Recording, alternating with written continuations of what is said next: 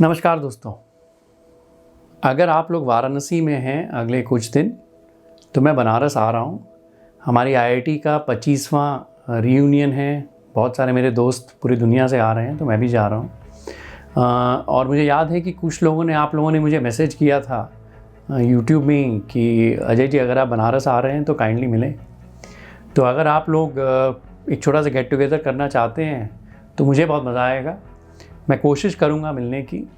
तो जो भी बनारस के लोग हैं या तो कमेंट्स में लिख दें जो मिलना चाहते हैं, और मेरा ईमेल भी मैंने दिया हुआ है।